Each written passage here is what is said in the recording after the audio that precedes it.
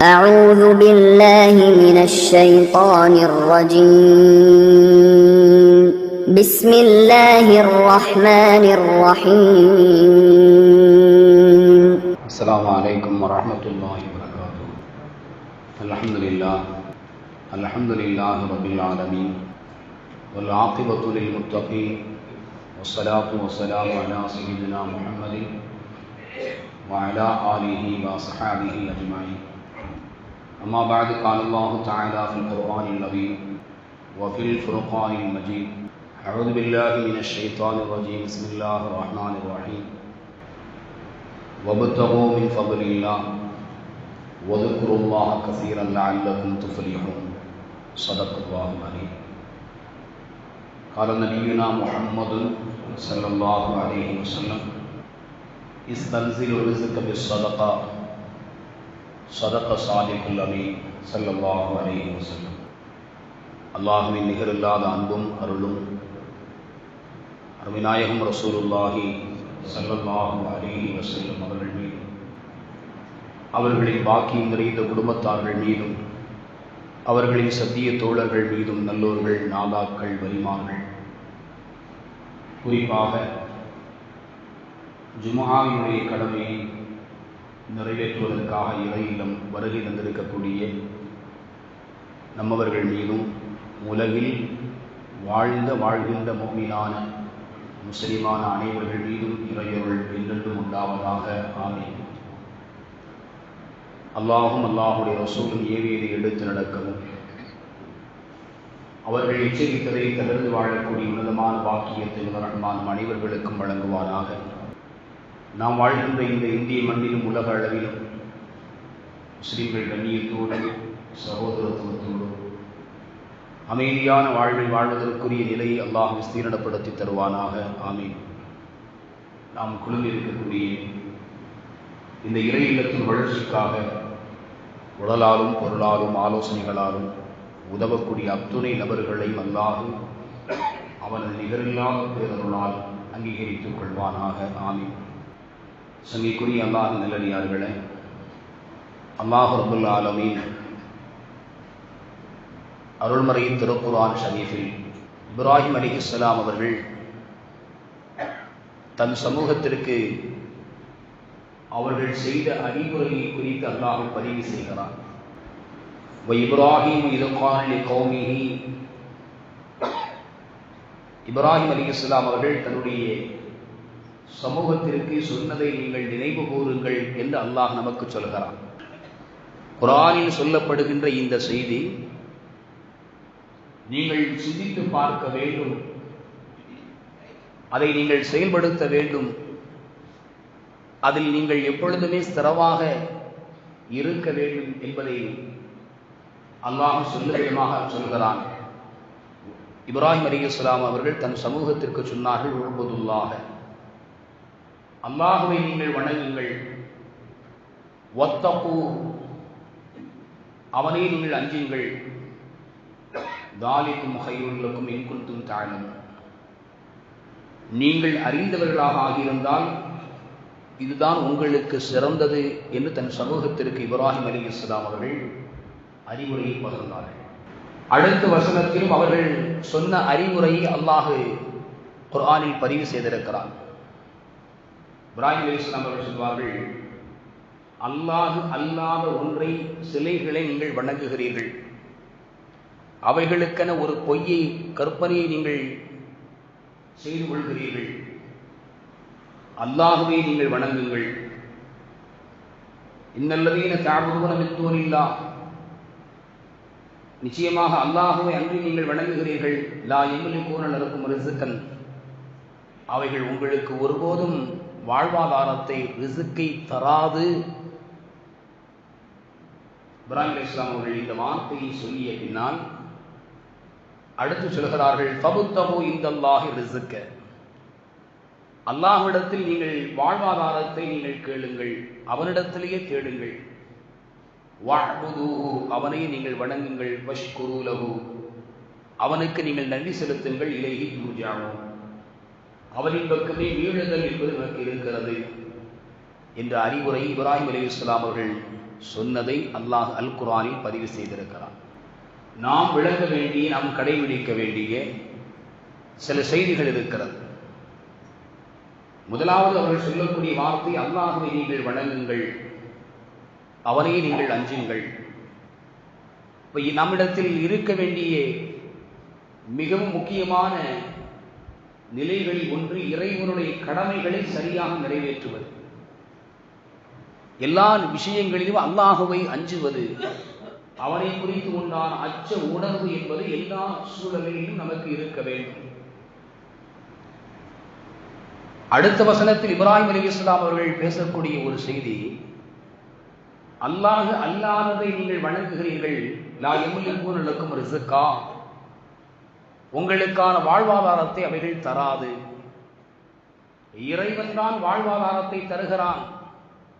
இறைவன் அல்லாத ரிஸ்க், அவனிடமிருந்து அல்லாத ரிஸ்க் என்பது வேறு எந்த வஸ்துக்களிடமிருந்து நமக்கு வரப்போவதில்லை, கிடைக்கப் போவதில்லை என்பதை மிக அழுத்தமாக உறுதிபட சொல்கிறார்கள்.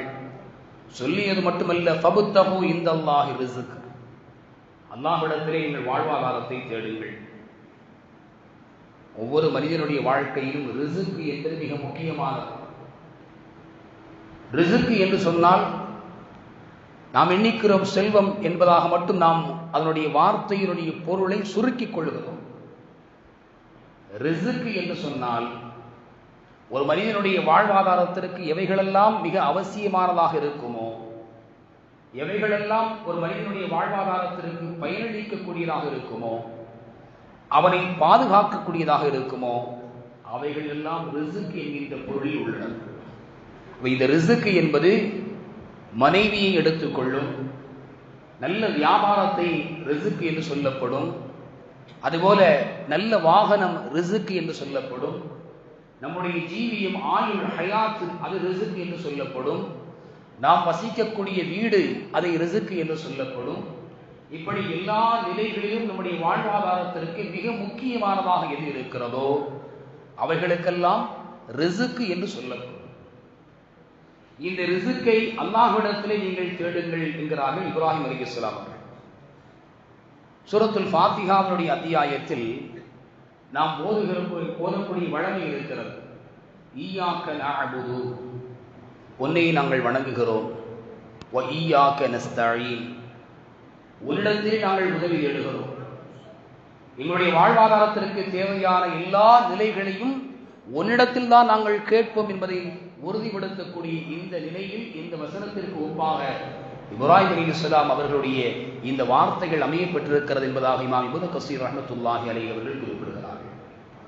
சங்கைக்குரியவர்களே, ரிஸ்க் என்பதை அல்லாஹ் ஒவ்வொரு மனிதனுக்கும் அவருடைய தாயினுடைய கருவறையில் இருக்கின்ற பொழுதே அல்லாஹ் நிர்ணயித்து விடுகிறான். அல்லாஹ்வுடைய நிர்ணயிப்பு கதிர் என்பது ஒன்று இருக்கிறது.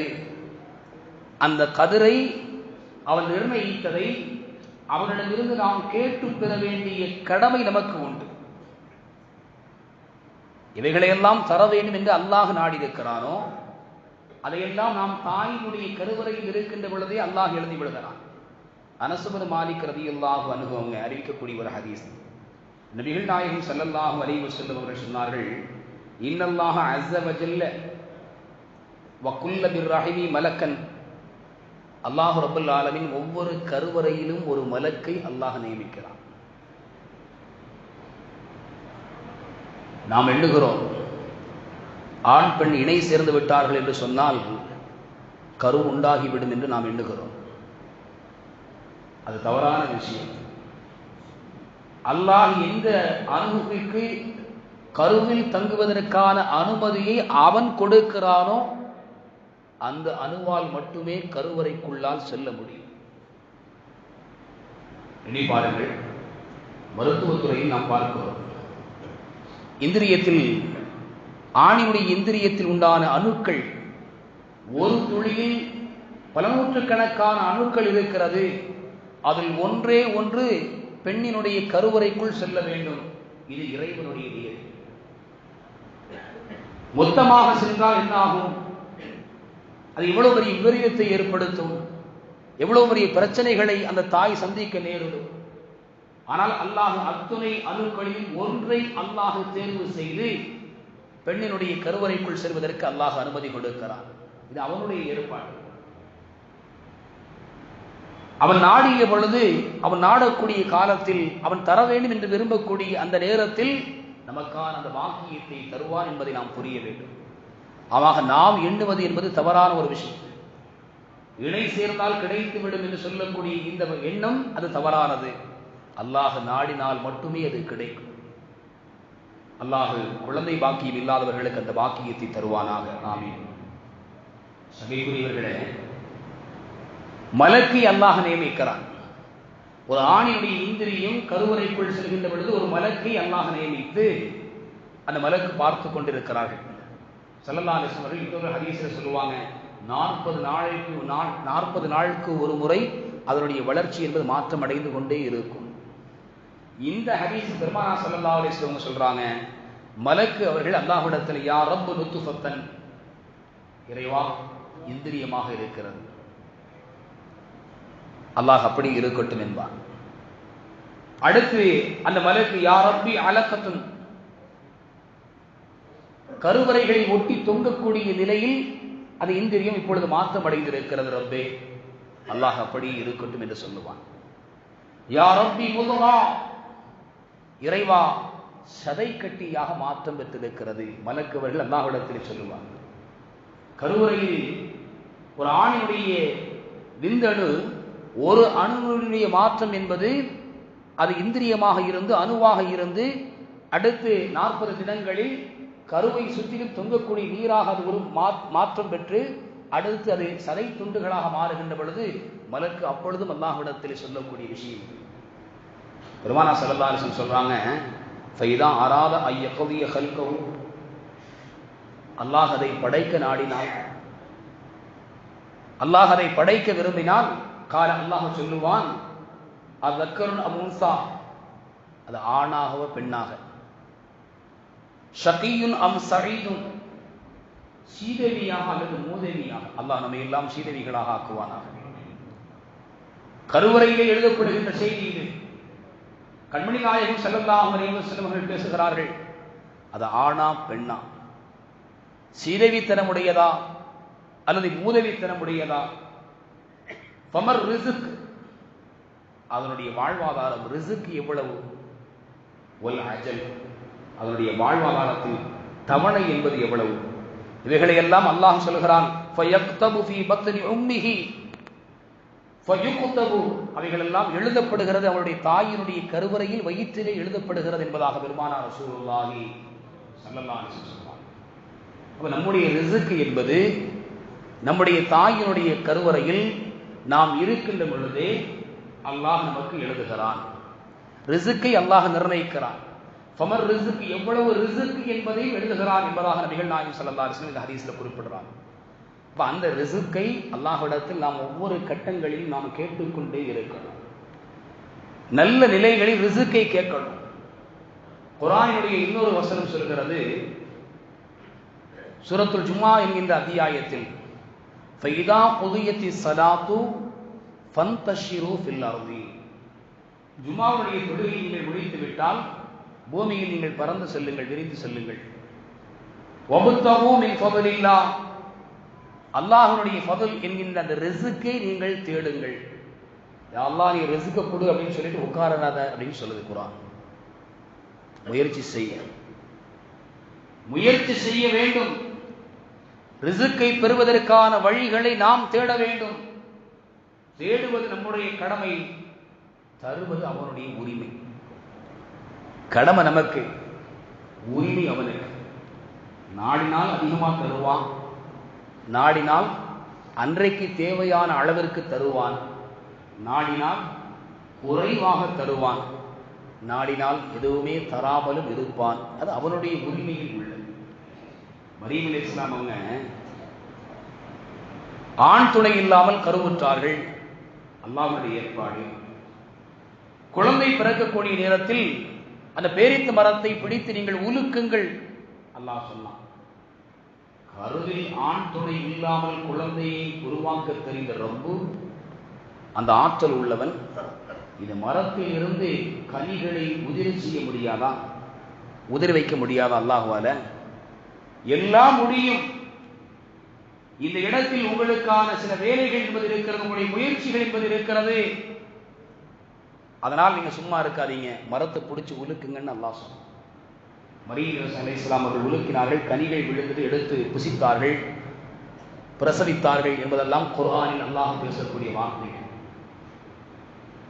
இந்த நிகழ்வுகள் சொல்லித்தரக்கூடிய நமக்கான பாடம், அல்லாஹ்விடத்தில் ரிஸ்கை நாம் கேட்பதோடு மட்டும் நிறுத்தி கொள்ளாமல் அவன் நமக்கு தர இருக்கக்கூடிய ரிஸ்கினுடைய பாதையை நோக்கி நாம் நடக்க வேண்டும், முயற்சிக்க வேண்டும். சில இளைஞர்கள் படித்து முடித்து விட்டேன், வேலை என்னை தேடி வரவில்லை என்பார்கள். படித்து முடித்து விட்டேன், என்னை தேடி வேலை வரவில்லை. இது ஒரு பொருத்தமான வார்த்தையா? இது நல்ல ஒரு இளைஞனுக்கான ஒரு முன்னேற்றத்தினுடைய பாதையை தொட்டு பிடிக்க வேண்டும் என்ற ஒரு இலக்கை நோக்கி பயணிக்கக்கூடிய ஒரு இளைஞனுடைய வார்த்தையா இது? வேலை என்ன தேடி வரட்டும், அதனால பார்த்துட்டு இருக்கிறேன். இது வார்த்தை சரியல்ல, இந்த எண்ணம் சரியானதல்ல. வேலை எது உனக்கு தோதுவான வேலை என்பதை நீ தான் தேடி செல்லணும், முயற்சிக்கணும். என்னென்ன வழிகள் எல்லாம் இருக்கிறதோ அத்துணை வழிகளில் உனக்கான முன்னேற்றத்திற்கான பாதையை நீ எட்டி செல்ல வேண்டும். உயரத்தில் கொண்டு சேர்ப்பது அது அல்லாஹ்வுடைய ஏற்பாடு. நடக்க வேண்டும், அந்த பாதையில் நடக்க வேண்டும். இலக்கை காட்டித் தருவது அது இறைவனுடைய உரிமையில் உள்ளது என்பதை நாம் புரிந்து கொள்ள வேண்டும். அருமையானவர்களே,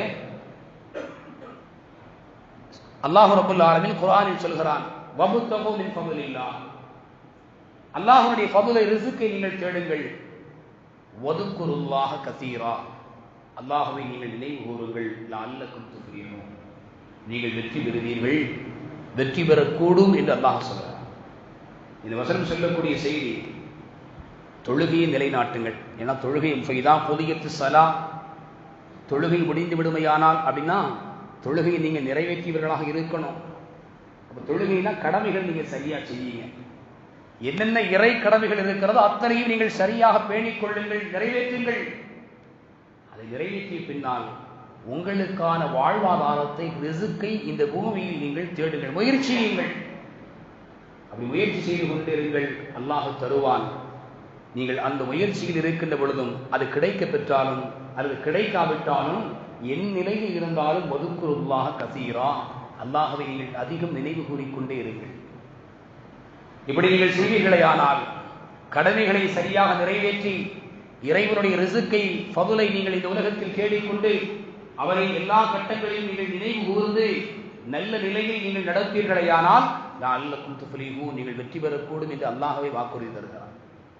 அருமையானவர்களே, அதனால் நம்முடைய வாழ்க்கையில் ரிஸ்கை நாம் பெற வேண்டுமையானால் சில வழிகளை நபிகள் நாயகம் ஸல்லல்லாஹு அலைஹி வஸல்லம் அவர்கள் இந்த உம்மத்திற்கு சொல்லி தந்திருக்கிறார்கள்.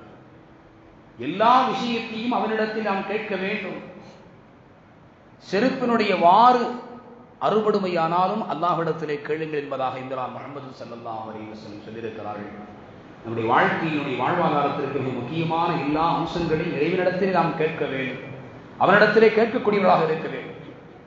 அராக் பின் மாலிக் ரலியல்லாஹு அன்ஹு என்ற ஒரு நபி தோழர் ஜும்மாவுடைய தொழுகை முடிச்சுட்டாங்க அப்படின்னு சொன்னா பள்ளி வாசலினுடைய வெளிப்பகுதியில் வந்து நின்றுட்டு சொல்லுவாங்கண்ணா, இறைவா உன்னுடைய அழைப்பை ஏற்று, உன்னுடைய அழைப்புனா என்ன? பாங்கு. உன்னுடைய அழைப்பை ஏற்று நான் கட்டுப்பட்டு விட்டேன், உன்னுடைய கடமையான தொழுகையை நான் நிறைவேற்றி விட்டேன், உன்னுடைய வாக்குறுதியாக இருக்கக்கூடிய பூமியில் பரவி சென்று உன்னுடைய ரிஸ்கை, என்னுடைய வாழ்வாதாரத்தை தேடுவதற்கு நான் செல்ல இருக்கிறேன். இறைவா என்னுடைய வாழ்வாதாரத்தை நீ அதிகப்படுத்திக் கொடு என்று சொல்லி இந்த வசனத்தை அவர்கள் ஓதுவார்கள். வபுத்தகு மின் ஃபضலில்லாஹ் வதுக்குருல்லாஹ கஸீரா லஅல்லக்கும் துஃப்லிஹூன். இந்த வசனத்தை அராக் பின் மாலிக் ரலியல்லாஹு அன்ஹு அவர்கள் ஓதி காண்பிப்பார்கள் என்பதை இமாம் இப்னு கஸீர் ரஹ்மத்துல்லாஹி அலைஹி இந்த வசனத்திற்கு கீழால் விளக்க விரிவுரைகளில் எழுதுகிறார்கள். நாம வாழ்வாதாரத்தை அல்லாஹ்விடத்தில் கேட்கணும். என்னென்ன காரியங்கள் வாழ்வாதாரத்தை நமக்கு இறைவனிடமிருந்து மிக விசாலமாக பெற்றுத் தரும் என்பதை நாம் என்ன செய்யணும்? தெரிந்து வைத்திருக்க வேண்டும். பெருமானார் ஸல்லல்லாஹு அலைஹி வஸல்லம் அவர்கள் அதை நம்முடைய சமூகத்திற்கு அவர்கள் விளக்கி சொன்னார்கள். பெருமானார் ஸல்லல்லாஹு அலைஹி வஸல்லம் சொன்னாங்க, மன் அஹப்ப ஐயுஸத லஹு ஃபில் ரிஸ்கி, எவர் தன்னுடைய வாழ்வாதாரத்தில் ரிஸ்கை அல்லாஹ் விஸ்தீர்ணப்படுத்த வேண்டும் என்று விரும்புகிறாரோ தன்னுடைய வாழ்வை ஜீவியத்தினுடைய ஹயாத்தை அல்லாஹ் நீடிக்க வேண்டும் என்று விரும்புகிறாரோ உறவுகளை சேர்ந்து வாழட்டும் என்றார்கள் முஹம்மது ரசூலுல்லாஹி ஸல்லல்லாஹு அலைஹி வஸல்லம். இரத்த பந்தங்களை சேர்ந்து வாழட்டும் என்றார்கள். வரலாற்றில் ஃபிரௌன் மிக கொடியவன். உச்சகட்டமான ஒரு வார்த்தையை சொன்னான், நான் தான் ரப்புன்னா. மூசா அலைஹிஸ்ஸலாம் கேட்டாங்க, யா அல்லாஹ் இப்படி ஒரு வார்த்தையை சொல்ற அவன் அடிச்சு. அல்லாஹ் சொன்ன முடியாது. ஏன்னா உறவுகளை எல்லாம் என்ன செய்யறான் ஃபிரௌன், அரவணைத்துக் கொள்ளக்கூடிய ஒரு நிலை குணம் அவனிடத்தில் இருக்கிறது. அல்லாஹ் அவன் தன்னிலையில் நிலையானவன், உயர்ந்தவன், அவனே நித்திய ஜீவன், ஆதியும் அந்தமும் அவன்தான். அவன்தான் நான் என்று அவனால் படைக்கப்பட்ட ஒரு மனிதன் சொல்கிறான், நான் தான் இறைவன் என்கிறான். இது அவனுக்கு எவ்வளவு பெரிய கோபத்தை ஏற்படுத்தக்கூடிய விஷயம், எவ்வளவு பெரிய வேதனையை தர வேண்டிய ஒரு விஷயம். ஆனால் இந்த உலகத்தில் ஒரு நபி அவனை அழித்து விடுவதை இப்படி அல்லவா சொல்கிறான் என்று சொன்ன பொழுது அல்லாஹ் சொல்லக்கூடிய வார்த்தை உறவுகளை சேர்ந்து வாங்க. அல்லாஹ் எதை பார்க்கிறான் பாருங்கள். எவ்வளவு பெரிய பெரும் கொடிய பாவத்தை செய்யக்கூடிய ஃபிரௌனிடமிருந்தும் அல்லாஹ் பார்க்கக்கூடிய ஒரு விஷயம், அவன் குடும்பத்தவர்களை அனுசரித்து வாழ்கிறான். இன்றைக்கு நாம் எண்ணி பார்க்க வேண்டும், சிறிய காரியத்திற்காக வேண்டி குடும்பத்தில் பெரும் பிளவை நாம் ஏற்படுத்தி விடுகிறோம்.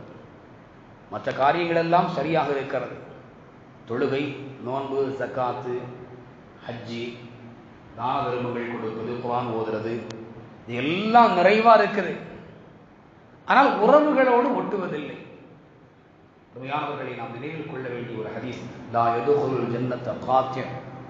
நபிகள் நாயகம் ஸல்லல்லாஹு அலைஹி வஸல்லம் சொன்னார்கள், உறவை துண்டிப்பவர் சொர்க்கத்தில் நுழைய மாட்டார் என்றார்கள் முஹம்மது ரசூலுல்லாஹி ஸல்லல்லாஹு அலைஹி வஸல்லம். அல்லாஹ் நம்மை எல்லாம் பாதுகாப்பானார். பெருமானார் ஸல்லல்லாஹு அலைஹி வஸல்லம் அவர்கள் இந்த மனித சமூகத்தில் உள்ள ஒவ்வொருவருக்குமான செய்தியாக சொல்கிறார்கள், உங்களுடைய ஆயுள் நீடிக்கப்பட வேண்டுமா, உங்களுடைய ரிஸ்க் வாழ்வாதாரம் விசாலமாக்கப்பட வேண்டுமா, உறவுகளை நீங்கள் சேர்ந்து வாழுங்கள். உறவுகளை சேர்ந்து வாழக்கூடிய மனிதர்களுக்கு அல்லாஹ் உலகத்தில் சார்ந்த ரிஸ்கை அல்லாஹ் விசாலமாக தருகிறான் என்பதை இந்த ஹதீஸ் நமக்கு விளக்குகிறது. பெருமானார் ஸல்லல்லாஹு அலைஹி வஸல்லம் இன்னொன்றையும் சொன்னார்கள், இன்னும் துஆ யருதுல் கவா, இறைவனுடைய விதிவிலக்கை, அவனுடைய கலா கதிரை, துஆ பிரார்த்தனை என்பது மாற்றிவிடும். துஆ என்பது மாற்றிவிடும். இன்னல் பிர்ர யஸீது ஃபிர் ரிஸ்க், நல்லறங்கள், நல்ல காரியங்கள் ரிஸ்கை அது அதிகப்படுத்தி தரும் ஸல்லல்லாஹு அலைஹி வஸல்லம் சொன்னாங்க. அப்ப இறைவனிடமிருந்து இந்த உலகம் சார்ந்த வாழ்வாதார ரிஸ்க் என்பதை நாம் நிறைவாக பெற வேண்டும் என்று சொன்னால் நம்மிடத்தில் நல்லறம் செய்வது என்பது இருக்க வேண்டும், நல்லறங்கள் இருக்க வேண்டும். ஸல்லல்லாஹு அலைஹி வஸல்லம் சொன்னாங்க, வ இன்னல் அப்த லயஹ்ரமு ரிஸ்க பிதன்பி யுஸீபு, நிச்சயமாக ஒரு அடியான் அவருடைய பாவத்தை கொண்டே அவரை வந்தடையக்கூடிய ரிஸ்கை தடுத்துக் கொள்கிறான் என்றார்கள் முஹம்மது ரசூலுல்லாஹி ஸல்லல்லாஹு அலைஹி வஸல்லம். இந்த ஹதீஸில் இரண்டு செய்தி, ரிஸ்க் அதிகமாக வேண்டுமா, வாழ்வாதாரம் இறைவனிடமிருந்து நிறைவாக பெற வேண்டுமா, நன்மையை செய்யுங்கள், ரிஸ்கை அதிகப்படுத்தினார். அடுத்த வழியில் பெருமானார் ஸல்லல்லாஹு அலைஹி வஸல்லம் எச்சரிக்கிறார்கள், பாவங்கள் செய்யாதீர்கள். அதனுடைய பொருள் அதுதான். ஏன்னா பாவம் செய்தால் ரிஸ்கை அது தடுத்து விடும். ஒரு அடியான் இறைவனிடம் வரக்கூடிய அந்த ரிஸ்கை, வாழ்வாதாரத்தை தன் பாவத்தை கொண்டு தடுத்துக் கொள்கிறான் என்றார்கள் முஹம்மது ரசூலுல்லாஹி ஸல்லல்லாஹு அலைஹி வஸல்லம். அப்ப ரிஸ்க் வாழ்வாதாரம் நிறைவாக பெற வேண்டுமானால் நல்லறங்கள் செய்யணும், பாவத்தை விட்டும் தவிர்த்திருக்கணும். இன்னும் வழிகளை ஸல்லல்லாஹு அலைஹி வஸல்லம் சொன்னாங்க, இல்தமிசு ரிஸ்க பின் நிகாஹி, திருமணத்தை கொண்டு ரிஸ்கை, வாழ்வாதாரத்தை நீங்கள் அவசியமாக்கிக் கொள்ளுங்கள். ஏனென்றால் ஒரு மனிதன் திருமணம் முடிப்பாரையானால் அந்த பெண்ணினுடைய வருகையை கொண்டு அல்லாஹ்வினுடைய ஏழ்மை நிலையை மாற்றி அமைக்கிறார். ஸல்லல்லாஹு அலைஹி வஸல்லம் சொன்னார்கள், நிகாஹை கொண்டு நீங்கள் ரிஸ்கை அவசியமாக ஆக்கிக் கொள்ளுங்கள். இன்னொரு விஷயத்தை சொன்னாங்க, இஸ்தன்சிலு ரிஸ்க பிஸ்ஸதகா. இன்னொரு ஹதீஸில் இப்படி வருகிறது, இஸ்தஈனு ரிஸ்க பிஸ்ஸதகா. தர்மங்களை கொண்டு, தான தர்மத்தை கொண்டு வாழ்வாதாரம் என்கின்ற இறைவன் தரக்கூடிய அந்த ரிஸ்கை நீங்கள் கொண்டு வாருங்கள், உங்களுக்குள் நீங்கள் சேர்த்துக் கொள்ளுங்கள், இழுத்துக் கொள்ளுங்கள், தர்மம் செய்யுங்கள். வாழ்வாதாரம் சொன்னா ஒரு பிரயாணப்படுறாங்கன்னு வைங்க, பயண காசுன்னு கொடுக்குறாங்க இல்லையா, ஒரு தர்மமாக கொடுப்பாங்க, ஒரு அன்பளிப்பு கொடுப்பாங்க. எதுக்கு கொடுக்குறாங்க? அந்த பயணத்தினுடைய பாதுகாப்பை அல்லாஹ் தரணும். பிரயாணத்தில் என்ன வேண்டுமானாலும் நடக்கலாம், ஜீவியமே முடிந்து போகலாம், வாழ்வை முடிந்து போகலாம், அல்லது வாழ்வினுடைய திருப்புமுறை என்பது ஏற்படலாம். அது இறைவனுடைய நாட்டத்தை கொண்டிருக்கிறது. செல்கின்ற பொழுது தர்மம் செய்வார்கள். இது எதற்காக வேண்டி? வாழ்வாதாரம் பாதுகாக்கப்பட வேண்டும். பெருமானார் ஸல்லல்லாஹு அலைஹி வஸல்லம் ஹதீஸ் நினைவுபடுத்துகிறது அந்த செய்தியில், தனிசு ரிஸ்க பிஸ்ஸதகா, தர்மத்தை கொண்டு ரிஸ்கை நீங்கள் அவசியமாக இழுத்துக் கொள்ளுங்கள், ஏற்படுத்திக் கொள்ளுங்கள். எது தடை செய்யும் வாழ்வாதாரத்தை? அல்லாஹ் தரக்கூடிய ரிஸ்கை எந்த காரியங்கள் தடை செய்யும் அதையும் நாம் தெரியும். பெருமானார் ஸல்லல்லாஹு அலைஹி வஸல்லம் சொன்னார்கள், ஃபாத்திமா ரலியல்லாஹு அன்ஹா அவங்களிடத்தில் வீட்டுக்கு வர்றாங்க. மகள் ஃபாத்திமா அதிகாலை பொழுது சுபுகனுடைய நேரம் முடிஞ்சிருக்கு, தொழுகை முடிஞ்சிருக்கு. ஃபாத்திமாவை பார்க்கறதுக்கு வர்றாங்க ரலியல்லாஹு அன்ஹா. ஃபாத்திமா அம்மா அவங்க படுத்திருக்கிறாங்க.